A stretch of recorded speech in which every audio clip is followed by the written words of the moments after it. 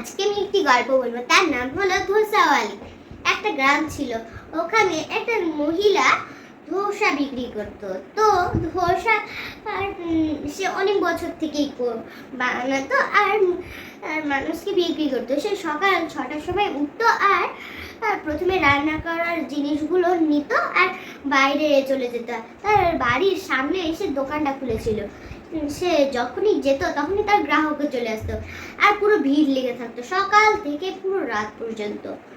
তার দোকানে যেই আসতো সেই বারবার করে খেত, সকাল হোক সন্ধে হোক পুরো দিনটাই খেত। মানুষদেরও ভালো লাগতো যে এই মহিলাটার হাতে জাদু আসে, সবসময়ই বলতো সব মানুষ। তো একদিন ওই বুড়ি মহিলাটা আবার সে বুড়ি হয়ে গেল। তো সে ভাবলো যে সে তার দুটো কর্মচারীকে রাখবে, কর্মচারীকে শিখাবে আর তারা শিখে যাবে। সে কর্মচারীদেরকে রাখলো আর কর্মচারীগুলোকে শিখালো, তারপর তারাও শিখে গেল। তারপর সে একটা রেস্টুরেন্ট খুলে দিল। কিন্তু সে ওই একটাই দোসা শুধু বানাতে লাগলো না, সে নানা ধরনের বানালো।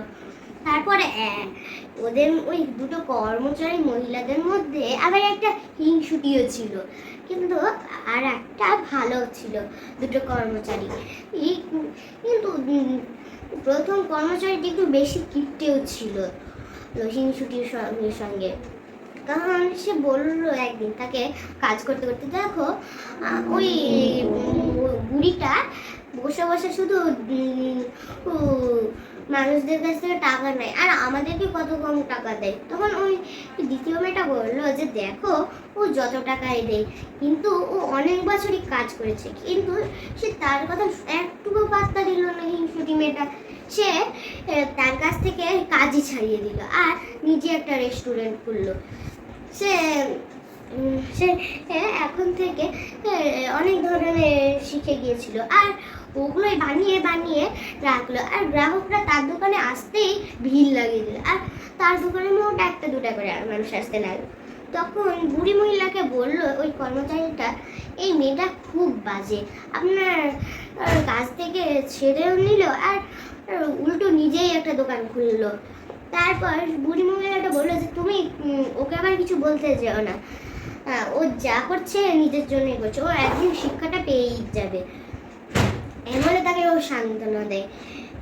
তখন বুড়ি মহিলাটা কিছুদিন আর দোকান চালালো না, আর কিছুদিন ধরে মানুষ তো শুধু আশ্চর্য হয়ে গেল, বুড়ি মহিলাটা কেন আর দোকানটা খুললো না। বুড়ি মহিলাটা দুদিন পর যেই না দোকান খুললো, সেই না ওর দোকানেই মানুষ ভিড় করলো আর মানুষ জিজ্ঞাসা করলো যে কেন আপনি এরকম করছেন, আর আপনারই সব থেকে ভালো দোসা, আর তার কাছে চলে গেল।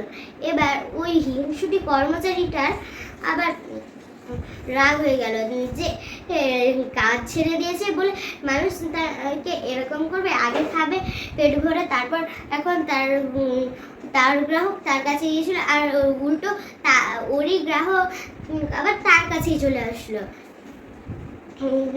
তো এইভাবে সে শিক্ষাটাও পেয়ে গেল। আর আমরা এই গল্পটা থেকে এই শিক্ষাটা পেলাম যে কাউকে হিংসে করতে নেই।